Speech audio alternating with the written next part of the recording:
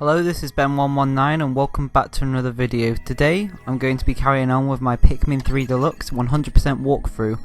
So we're on day 3. If you missed day 1 and 2 then please go and rewatch them. If you don't want to rewatch them, that's fine, just watch it from here. Basically what we've done on day 1 and 2 is we've done the tutorial and we have defeated the first boss and we have unlocked access to a new area, which is the Distant Tundra. And it is the snow area that Charlie first landed in. However, we're actually not going to go to the Distant Tundra today, we're actually going to go to the Tropical Wilds. If you're wondering why am I going to the Tropical Wilds, it's because there's some fruit we can collect. And I know it's out of the way, and I know you're supposed to go to Distant Tundra now, but I just thought why not go to Tropical Wilds, just be a bit different to everyone else. I enjoy going Tropical Wilds early, and I will show you why in a minute, once we get to the level. So here we go, Tropical Wilds is the very first level that Alf lands in, but when you're first there as Alf, you can't really do much, plus it's a tutorial day. But when you come back with a second captain, you can access a lot of the level, and you're able to access quite a few fruits. There's even more fruits you can access that I don't even get on this day, but I decided to get all the fruit in the intended way, so yeah. Now on the last video, I said I was going to mention where all the fruit are and how to find them when I'm near them. And I didn't really talk about the other strawberry, but it was quite obvious when I got the other strawberry, I think, last episode. But from now on, whenever I'm near a fruit, I promise I will tell you the location of it and how to get it, even though I'm performing it on screen. I just want to make sure I'm super clear on how to get the fruit. So, a fruit, there is a fruit in this room here with a whipped-on bulborb, so all you want to do is come in here, kill the whipped-on bulborb, and you'll see it in the ground to the left. And all you need to do is put 10 Pikmin on the fruit and they will start digging it out of the ground, and once it's fully out of the ground they'll be able to carry it back to the base. So there you go, that's how you get that fruit. And I'm going to throw my Pikmin into this mound, and that's because there's bomb rocks in there, and I'll show you what bomb rocks can do in a minute. But while we wait for that, we're going to do some more multitasking. We're going to put our Pikmin in here, so we're doing 3 things at once. We're digging out a fruit, we're getting some bomb rocks, and we are going through that little cave.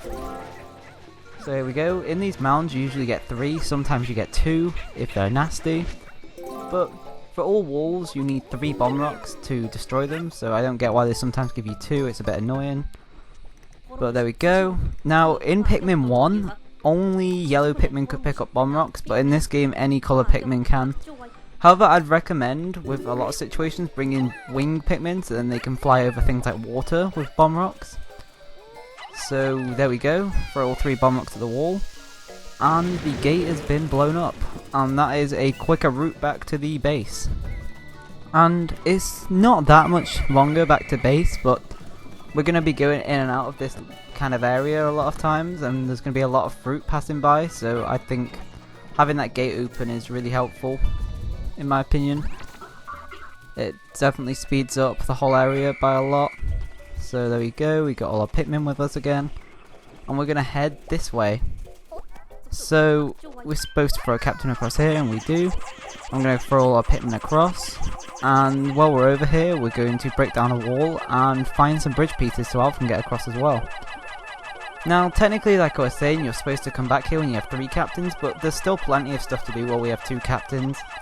And I just don't fancy carrying on with the story, I just want to do this. I will probably do that a few times during the story, rather than do story objectives. I will backtrack and go off and get some fruits, because this is a 100% walkthrough on how to get everything. So I'll make sure to get everything, obviously. I'll make sure to have plenty of time each day so I'm not rushing. You don't have to copy everything I do each day, but I'm just showing you where things are, so you remember when you play it. So there's a data file right there, for example. Snitch bug here. Now this is the first instance of a swooping snitch bug, and depending on how high up they are in the air, they can be really easy or really annoying. When they're high up they're really annoying, when they're low down they're really easy. And with the new lock-on mechanics in this version, it makes snitch bugs super easy, and they're a lot less threatening, plus they have less health, like all enemies have less health. So there we go, we've got a bridge. Now we're going to whistle Alf, and now we're going to head off to the left. Now under this waterfall, oh yeah, we're going to go up here first. So we're going to throw some Pikmin up here, and in a bit Alf is going to take a little bit of a detour, and he's going to go collect a fruit, and a part. Not a part, a upgrade. But while he's up there, we're just going to place Brittany, and this is the waterfall we're on about. And underneath the waterfall, there is actually a hidden cave drawing, but I will get to that later on a different episode. And that's because we'll be passing through here again at some point, so I'll just get it then when I'm getting the other one. It makes more sense to me, because I want to just unlock the area today and show you around this new area. Well, it's not new, it's the first area you go in, but it is new because you don't get access to it yet. And over here there's some more fire enemies. You may have seen some fire enemies on day 2, which are fiery blowhogs, but these, I forget their names.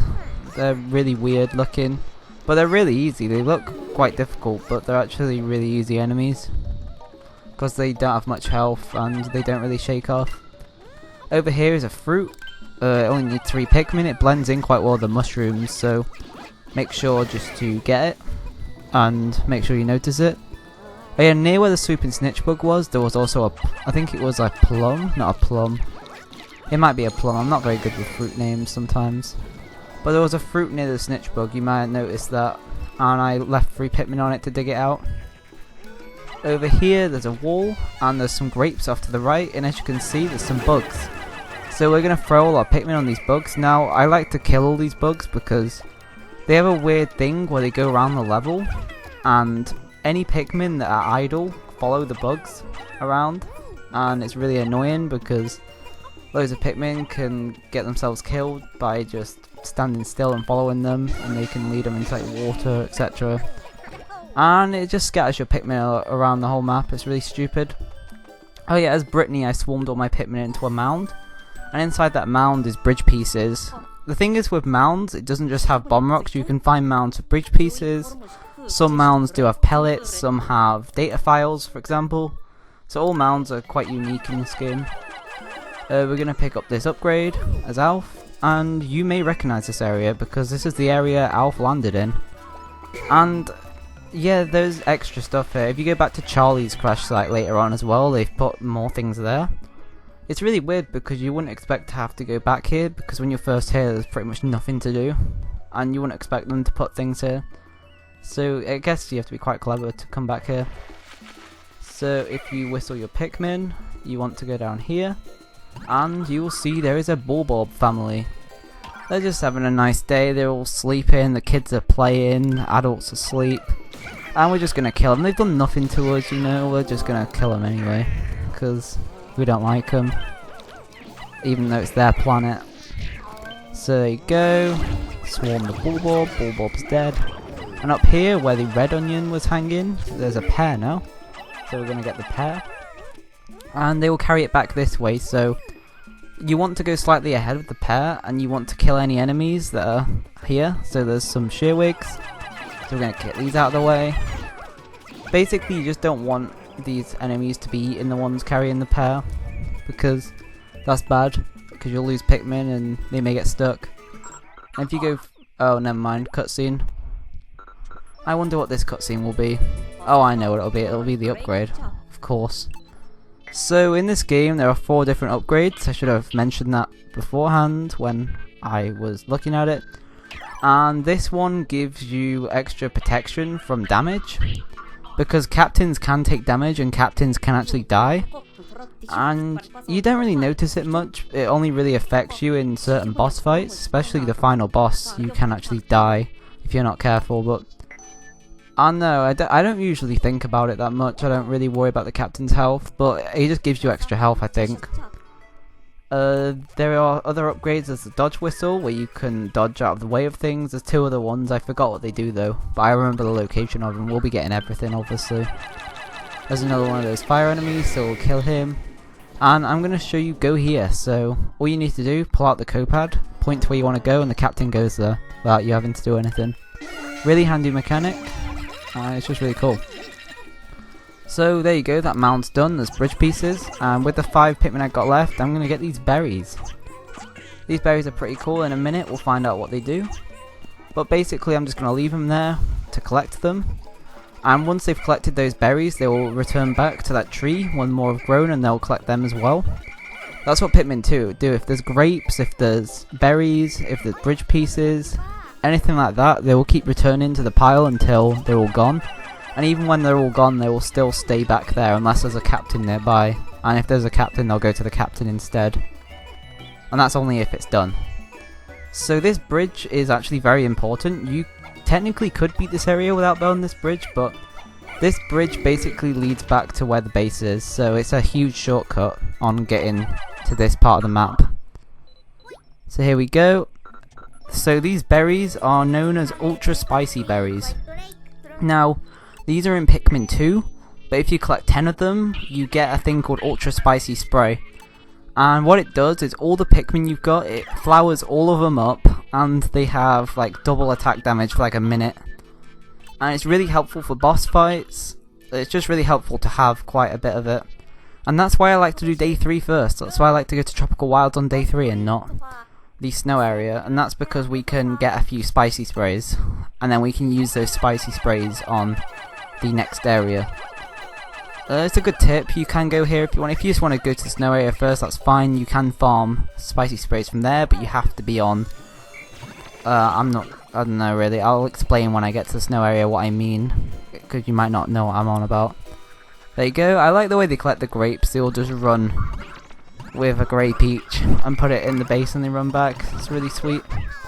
We're gonna leave Brittany there. She's gonna collect all those Pikmin. As you can see to the left, you probably didn't really see it, but there was an orange bulb lying in front of an electric gate. So I'm not even going to bother that bulb because we can't really do anything with the gate at the moment, so there's no point. Now we're going to go to this area. This is pretty much like the beach of death. That's what I think of. Because there's 2 Wollyhops, 2 Blowhogs, and a crab on the beach. Pretty easy now, but when I was younger I used to find this area really annoying. I always used to lose Pikmin, especially to the crab. But the crab's pretty easy if you know what you're doing. We're not going to kill the crab just yet because he's in the water. We're going to come back when we have blue Pikmin, because even if we do kill it, most likely the thing inside of him will fall into the water. Oh yeah, another fruit. So you'll see there's a place you can dig here with Pikmin. So you just want to throw at least 5 Pikmin onto this bit, and there's a lemon underneath. So that's quite hidden. It's not that hidden, to be fair. Like, you can tell there's something under there, but it's nicely placed. This is actually the area with the most fruits. This area has got 18 fruits. Garden of Hope has got 17, Distant Tundra's got 16, and Twilight River's got 15. So, all the areas have a similar amount of fruits. I'd say this is the biggest area by far, and there's a lot to do in this area. So we're in an empty arena at the moment, and we're just going to blow up this gate, and we may come back to this arena later on in the game. But even if we go into the middle of this arena, nothing will happen. We have to activate the other arena first. So it's a bit silly, but it kind of makes sense. Here we go. We got something from Drake. I wonder what it is. Got a call. It is the spicy spray. So this is the spicy spray I was on about. Plus, you can sometimes find it in nectar eggs, and the captains can drink it and it gives you a free spray, which is handy. So sprays are pretty underrated. I used to not really care about sprays when I was younger playing this game, but they do actually make quite a lot of difference and they are worth collecting. Especially if you put Pikmin on the spicy spray tree near the start of the day, they can farm so many sprays in one day. You'll be surprised at how quick they can run back and to the base and back. So we're just going to get this lemon now. We're just going to speed it up in a minute. But first we're going to kill these blowhogs because they're in the way and I don't like them. I don't know why I found it so hard. It's just a few blowhogs and a few Wollyhops and stuff. I know, it's just the way they're all placed. I used to find it hard to handle my colours of Pikmin because they usually come here with blues and they get burned. It's annoying. That data file is spoiling an enemy. And over here is a crab, and he's a really cool looking enemy. Oh no, my Pikmin are drowning. Never mind. We'll whistle him back. We'll get him later, like I was saying. I tried to get him because he's going toward land, but I thought it's not really worth it. We'll just come back to him later. Plus, we need to go across the water anyway at some point because of the fruit over there. So there you go. The lemon is nearly done. Let's collect it. So later on, when we have 3 captains, there's like this big puzzle we can do over here once we have yellows as well. There's like a scale over here, there's some fruit involved that we can get. We'll come back to that probably on day 6. Yeah, day 6. But for now, we're going to end the day in a bit we're just carrying back a few things. We're gonna get this lemon back, make sure all our Pikmin are with us, and then we can end the day. It's been a nice chilled out day. We've got a few fruits, we've explored this new area, and next time we come to this area we'll be able to go straight back here. And plus, I don't think the enemies will be alive, because the way enemies work in this game is I think they come back to life after, I think it's 4 days. So say if you're on day 2 and you kill a Bulborb, that Bulborb won't come back until I think day 6 or 5. I'm pretty sure it's 6. So that's the way it works. I know smaller enemies have different properties, but bigger enemies take longer to respawn, which is helpful. So there we go, let's make some more rocks. We don't have many rock Pikmin. To be fair, we don't really need many rock Pikmin. The amount of reds I got at the moment, that is plenty. I'm not going to need any more reds for the rest of the playthrough, unless I lose loads of Pikmin, which I highly doubt. I know in my casual playthrough of Pikmin 3 Deluxe, I lost a ton of Pikmin due to having a bigger whistle. I was near some water, and I was whistling some Pikmin near me, and there was an island like on the other side, and I whistled Pikmin and they all fell into the water and I couldn't whistle them back out, and I lost about 93 Pikmin in one go, and it was really annoying. I didn't reset though, I just carried on. I could have easily just restarted the day, but I decided not to because I just felt like I deserved to lose all them Pikmin. Plus I had loads of backup Pikmin in the onion, so I was okay. There we go, ending the day. Technically we could have done a few more things. We could have made a few more Pikmin, but we don't really need any more Pikmin. We might as well just end the day. We've done everything we wanted to do today. So there we go, like I was saying, there's a Whip-Tongue Bulborb in this area now. There's different Bulborbs for different areas. I think the one thing I don't like about this game is Bulborbs are a little bit underrated. I know in Pikmin 1 there are loads of red Bulborbs in the Forest of Hope, but in the Garden of Hope in this game there's only one big red Bulborb. I think there's only like 3 or 4, there's only 3 big red Bulborbs in the whole game because of the amount of enemies there are.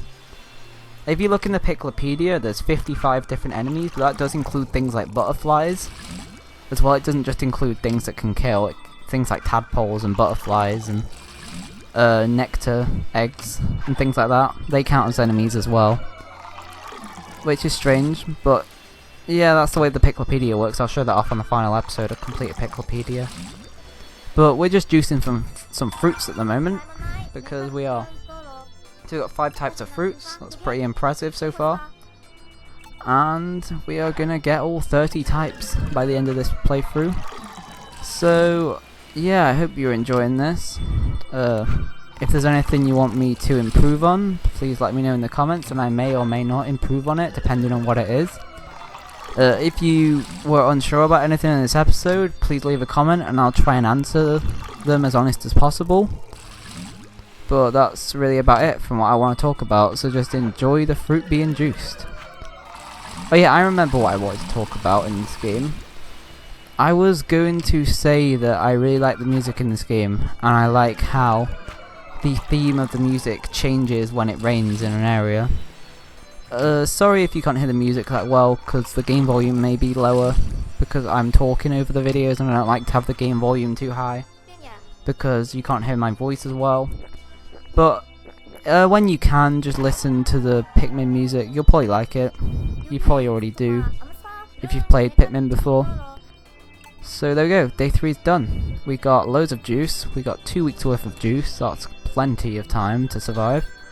I think that's enough to last the entire Let's Play, so technically we could just get no more fruit, but we're getting all the fruits, so that's a bit pointless. Yeah, there you go, read the end of day thing if you want to, and please like the video and subscribe if you're new around here. Part 4 will be soon. And if you enjoyed it, like I was saying, please do leave a like, because it helps. Thank you and goodbye.